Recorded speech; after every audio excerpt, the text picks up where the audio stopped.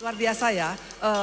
Saya percaya ini ibadah yang agak sedikit berbeda ya. Karena di sini kita percaya kita untuk menjadi berkat, untuk saling menopang, saling menguatkan dan saling mensupport pada keluarga-keluarga, kepada teman-teman kita. Di sini ada Ibu Marta yang luar biasa.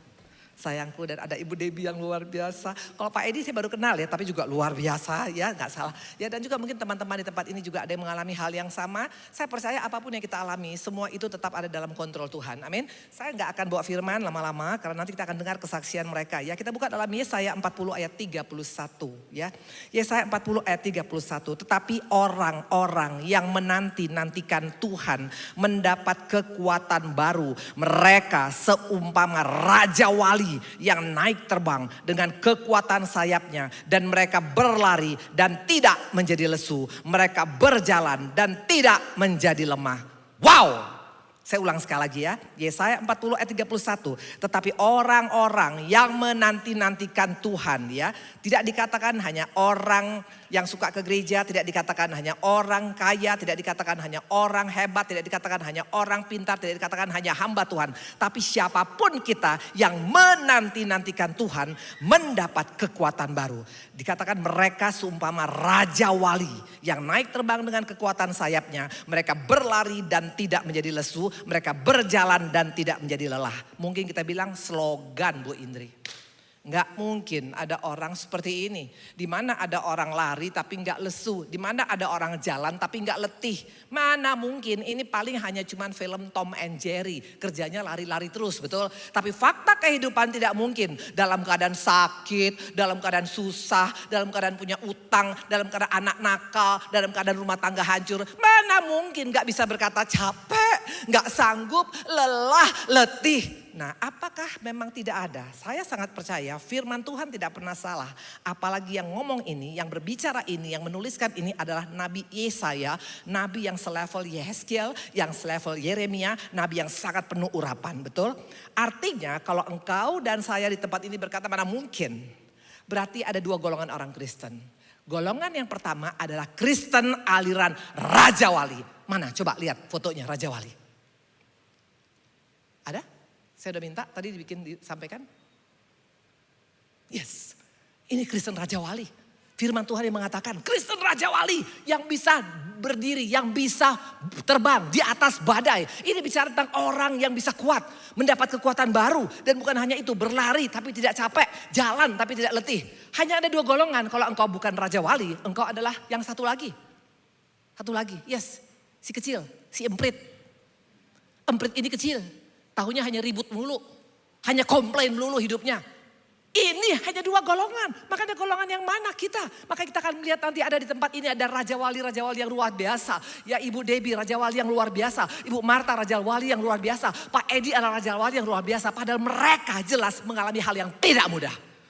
Makanya kenapa saya mau ada acara hari ini? Karena untuk membangkitkan kita, karena banyak sekarang orang Kristen udah Kristen emprit, toh emprit. Ya hanya bolehnya ngeluh, hanya komplain. Nah kita akan lihat apa artinya Bu Indri firman ini. Apa artinya ya, kita baca tiga arti rohani. Yang pertama dikatakan menanti-nantikan Tuhan. Ini bukan berbicara tentang sekedar nunggu. Tapi menanti-nantikan ini gak sama dengan menanti. Artinya apa? Ada hubungan. Kenapa seorang bisa menanti-nantikan seseorang? Karena memang sudah terkonek, ada hubungan. Dan demikian juga engkau dan saya. Kapan engkau dan saya bisa kuat? Hanya satu, waktu kita punya hubungan dengan Bapa. Kalau engkau tidak terkonek dengan surga, nggak mungkin engkau bisa kuat. Percayalah, dunia nggak pernah bisa menguatkan. Yang ada dunia menghancurkan kita, membuat semangat kita patah. Tapi kalau engkau terkonek dengan sumbernya, maka dikatakan pergaulan yang buruk merusak kebiasaan yang baik. Artinya apa? Waktu engkau hanya bergaul dengan dunia dengan segala isinya, engkau pasti akan tumbang. Tapi kalau kita punya hubungan dengan baik dengan Tuhan, ini yang membuat engkau bisa kuat. Makanya orang bilang, kok bisa kuat?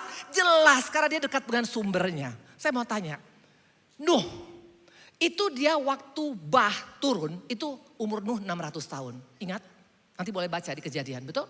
Nah waktu itu Nuh membangun bahtera bukan sehari dua hari. Tahu berapa lama? Hampir 400 tahun loh. Bukan mudah untuk bisa tetap hidup dalam perintah Tuhan. Dalam melakukan kehendak Tuhan. Dalam ikut Tuhan 400 tahun. Bisa gak dia bosan? Bisa gak dia capek? Bisa gak dia bilang aduh mana buktinya air bahnya gak turun-turun? Bisa gak dia bilang duitku sudah habis? Tenagaku sudah terkuras? Waktuku sudah habis? Karena membangun bahtera itu gak gampang 400 tahun. Dan Nuh itu bukan arsitek. Dia bukan orang kapal. Dia hanya petani anggur. Cangkul, cangkul, cangkul yang dalam pertanyaan. Kok bisa dia komitmen sampai selesai bahtera dan mereka semua selamat. Tahu kenapa? Karena dikatakan Nuh hidup bergaul dengan Tuhan. Enggak dikatakan Nuh orang Yahudi. Enggak dikatakan Nuh agama Yahudi. Tapi Nuh bergaul. Ini bicara tentang orang yang punya hubungan dengan Tuhan. Mana buktinya? Kita buka yuk Kejadian. Supaya di tempat ini kalau engkau hanya mengandalkan kekuatanmu menghadapi masalah enggak akan kuat. Kejadian 6 ayat 9. Inilah riwayat Nuh. Nuh adalah seorang yang benar dan tidak bercela di antara orang-orang sezamannya. Dan Nuh itu hidup bergaul dengan Allah. Saya percaya sahabat-sahabat kita seperti Marta, seperti Debbie, seperti Pak Edi, nggak mungkin mereka tidak terkonek dengan Tuhan. Maka di tempat ini bukan masalah besar apa kecilnya. Kalau engkau terkonek dengan Tuhan, punya hubungan dengan Tuhan, kita bisa kuat menghadapi apapun. Mau ada gempa sekalipun, engkau bisa kuat. Mau ada berita yang gak menyenangkan, engkau bisa kuat karena engkau terkonek. Dikatakan Nuh 400 tahun bangun bahtera, ini bukan waktu yang sebentar. Halo, ini bicara tentang komitmen. Orang gak akan bisa komitmen dengan Tuhan kalau dia gak terkonek. Tidak mungkin. Baru ada gosip dikit langsung kecewa. Baru nanti ada yang gak ngomongin dia langsung tinggalin pelayanan. Kenapa? Karena gak terkonek dengan Tuhan. Makanya orang yang melayani tanpa terkonek dengan Tuhan tidak akan bisa bertahan di akhir zaman ini. Yang pertama Nuh, saya mau tanya Abraham. Saya mau tanya Abraham, bayangkan ngasih anak tunggalnya, ahli waris satu-satunya untuk diberikan pada Tuhan di Gunung Moria. Apa itu gampang? Tidak mungkin gampang. Itu sama dengan lebih daripada penyakit kanker mungkin. Anakku yang kucintai, yang kutunggu 100 tahun, sekarang mau diambil. Kok tega kok Tuhan? Sometimes hidup ini gak menyenangkan. Kita harus melepaskan apa yang paling kita kasihi. Abraham bisa lepaskan. Kok bisa? Bahkan dia katakan waktu anaknya bilang mana? Mana Bapak? Sudah ada kayu api, mana korbannya? Apa kata Abraham? Allah yang menyediakan anakku. Kok bisa begitu? Karena Abraham adalah sahabat Allah. Terkonek dengan Allah. Mana buktinya? Ayo kita buka Yakobus. Supaya di tempat ini kita akan tahu apa penyebabnya Abraham bisa kuat. Apa penyebabnya Nuh bisa komit. Yakobus 2 ayat 23, dengan jalan demikian genaplah nas yang mengatakan.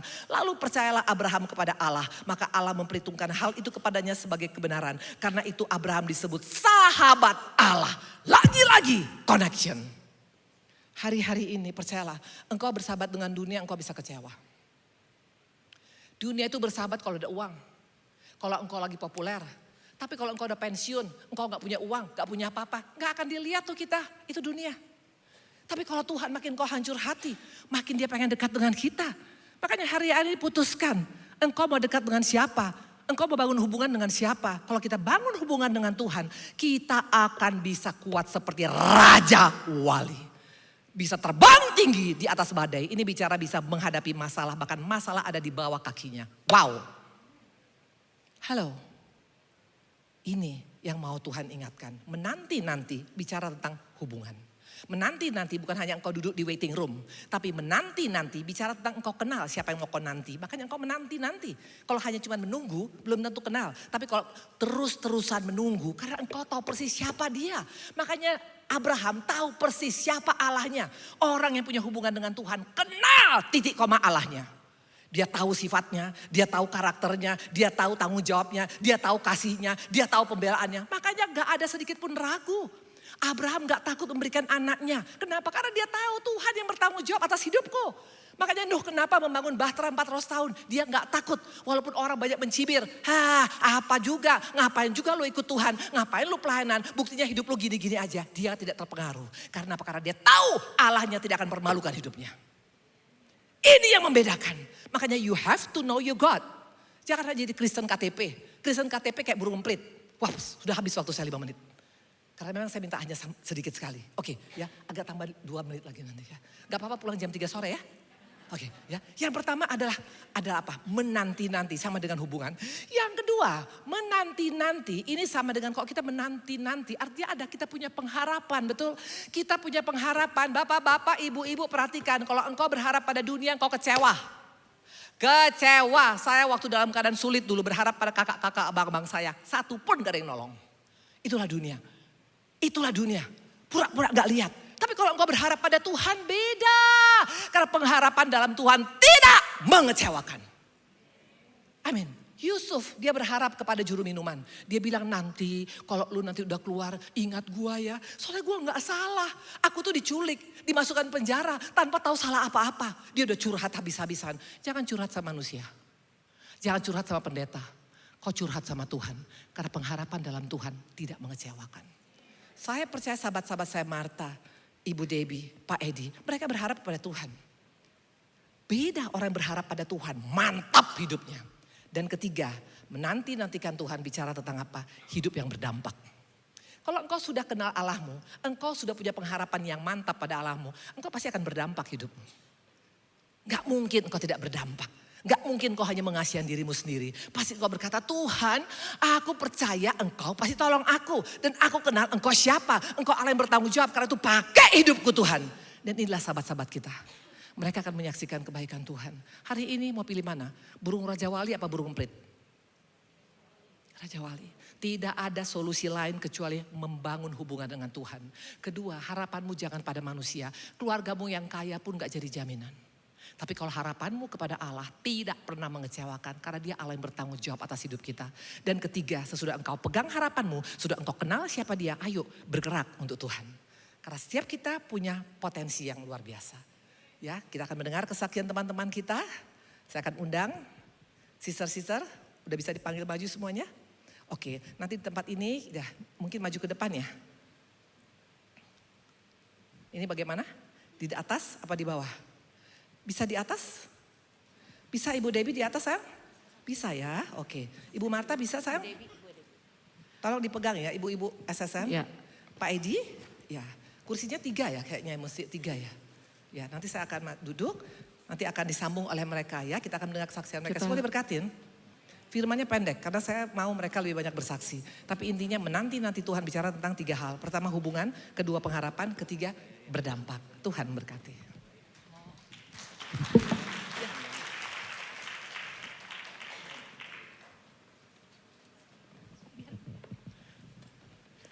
Ini saya kenalin sedikit sebentar. Ya langsung sekarang ya. Ini ada sebentar. Pak Stanley juga boleh maju ke depan. Oh ya Pak Stanley juga boleh mendampingin Ibu Marta, sebelah Ibu Marta ya. Ini Pak Stanley ini adalah wakil daripada Pak Ari untuk di Harley Davidson Ministry ya. Jadi kami sekarang sama-sama pelayanan. Kalau Pak Ari di Harley Davidson motor moge ya. Bapak-bapak ibu-ibu pernah lihat moge? Nah ini mereka punya ministry. Di sini ada Pak Ari dan ini wakilnya untuk ministry itu Brother Stanley. Ini istri Ibu Marta. Mungkin boleh di sebelah ya? Atau bagaimana? Boleh di sebelahnya? Ya di sebelah. Diambil ya. Oke, saya duduk ya. Tuhan berkatin. Baik Bapak Ibu, saudara yang terkasih, kita sudah bersama-sama dengan Raja Walinya Tuhan gitu ya. Yang sudah Tuhan beri kasih karunia sama-sama mengalami cancer ya Bapak Ibu. Kita akan mulai dari Ibu Debbie dulu mungkin ya. Saat Ibu sebelum mengalami, saat mengalami dan setelah mengalami mungkin karena kita banyak Raja Walinya. Kita akan berbagi waktu ya. Kita mulai dari Ibu Debbie, silakan Bu. Saya ingat tanggal 2 Agustus saya ada di sini. Masih pakai kursi roda ya ibu-ibu ya. Dan malam harinya saya itu masuk rumah sakit dengan kesakitan yang luar biasa. Dan 10 hari di dalam pengobatan saya dan perawatan saya di rumah sakit, medis mengatakan saya akan meninggal. Karena semua raport kesehatan saya sudah merah. Jadi keluarga semua dikumpulin, suami anak dikumpulin. Dibilangin begini, Pak, kalau ibu dipanggil Tuhan harus rela ya. Ibu udah kesakitan. Secara medis sudah tidak ada harapan apapun. Malam itu saya di sini ada saksinya, cici saya nemenin. Malam itu saya cuman berjuang kayak orang sakratul maut. Dan apa yang terjadi saya cuma tahu dari sisi saya, karena saya udah gak bisa respon apapun. Yang saya lakukan hanya berdoa, keluar dari mulut saya doa dan nyanyian. Itu yang dikatakan oleh cici saya. Dia sudah nangis-nangis, takut saya memang dipanggil Tuhan malam itu. Itu kira-kira jam 1, jam 1:30 ya sis ya. Dan hebatnya saat itu ibu-ibu, saya bertemu secara pribadi dengan Tuhan yang saya nggak lihat. Cuman saya dengar suaranya. Saya bilang, Tuhan saya udah gak kuat nih, sakit banget. Sakit banget. Cancer saya 5. Ibu-ibu tahu ya waktu kemarin saya bilang paru-paru, dari payudara, metastase ke tulang, paru-paru, otak, dan lever. Dan itu semuanya masih dalam keadaan sakit yang luar biasa. Saya bilang, Tuhan cabut dong, Tuhan saya udah gak tahan, saya udah gak tahan. Itu tanggal 2 saya di sini itu sekitar tanggal 12. Saya bilang begitu. Dan medis bilang tanggal 12 saya akan meninggal. Terus saya bilang, bener Tuhan, saya pengen dicabut ya. Suara Tuhan bilang begini, belum waktunya Deb. Lalu saya bilang sama Tuhan, kalau gitu Bapak buktikan ada pemulihan di dalam diri saya. Yang Tuhan bilang belum waktunya itu akan nyata di dalam kehidupan saya. Benar Bapak Ibu. Pagi-pagi sekitar jam 4 saya bangunin cici saya masih ketiduran di pinggir nemenin saya. Ketakutan dia kan, takutnya saya benar-benar meninggal gitu. Yang saat itu ketika saya dirawat di rumah sakit saya udah gak bisa minum, udah gak bisa makan. Karena apapun yang nempel di mulut saya akan dimuntahkan. Jadi semua makanan itu harus dibentuk cairan dan diinfuskan ke dalam tubuh saya. Disertai dengan obat-obatan morfin. Di situ saya udah luar biasa, saya bilang udah gak tahan. Morfin yang masuk ke dalam tubuh saya juga tidak menghambat rasa sakit yang saya alami. Dan itu luar biasa. Tapi pagi-pagi jam 4 itu benar-benar. Dan saya tahu Tuhan dengar apa yang saya minta. Sis bangun. Kenapa? Katanya. Lapar. Kaget dia. Lapar. Mau apa kamu? Cincau hitam. Jadi waduh seluruh itu kota mungkin ya didelegasikan mencari cincau hitam untuk orang ya disangkanya mungkin permintaan terakhir ya. Harus ada cincau hitam. Terus besok-besoknya pengen apa? Lotek kali Pak Apo. Nanya ke suster boleh gak makan lotek? Boleh. Apa aja pokoknya boleh. Malah jadi rampus ya. Jadi rakus yang tadinya gak bisa makan. Tahu saya merasa badan saya benar-benar dipulihkan hari demi hari. Itu 10 hari saya sudah dirawat di rumah sakit dan dinyatakan akan meninggal malam itu. Dan pada esok harinya ada pemulihan yang Tuhan berikan. Satu lagi yang saya minta ke suster, sus boleh enggak ini infus morfinnya cabut aja. Ibu teh kan ibu yang ngajarit-jerit minta itu infusnya supaya benar-benar sampai tetesnya itu kenceng banget. Karena morfin yang masuk ke dalam tubuh saya tidak menghambat rasa sakit saya. Tapi besoknya saya bilang, suster dicabut. Nanti dulu Bu, saya mesti tanya ke dokter dulu. Dia tanya ke dokter tanya, ini yang minta siapa? Keluarga atau pasien? Pasien Dok. Pasiennya minta infusnya dicabut. Dan saat itu tidak dicabut. Yang dilakukan adalah mematikan mengurangi tetes-tetesnya. Yang tadinya kenceng banget, lama-lama tetesnya dikurangi. Terus saya minta ke cici saya, matiin aja dah.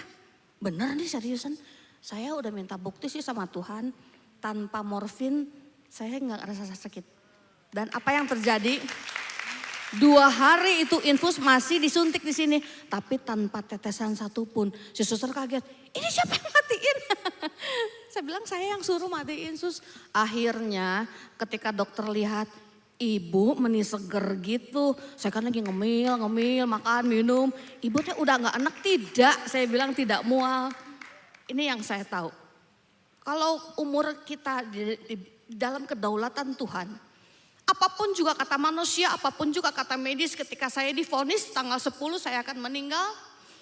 Tapi Tuhan bilang belum waktunya. Tanggal 12 saya ngalamin pemulihan yang luar biasa.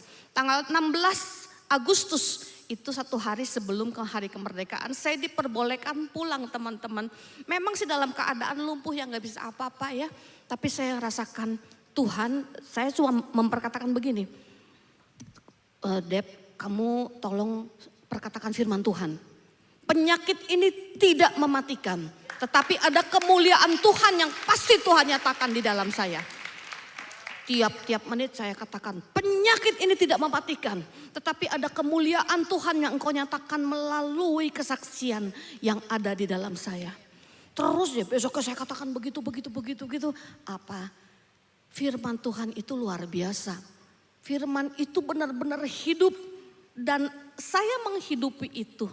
Sampai sekarang Tuhan buktikan saya masih tetap hidup teman-teman. Yes. Dan saya ada di sini lagi setelah tanggal 2 Agustus yang lalu saya ada di sini dan tanggal 12 katanya mau meninggal. Tanggal 10-nya mau meninggal.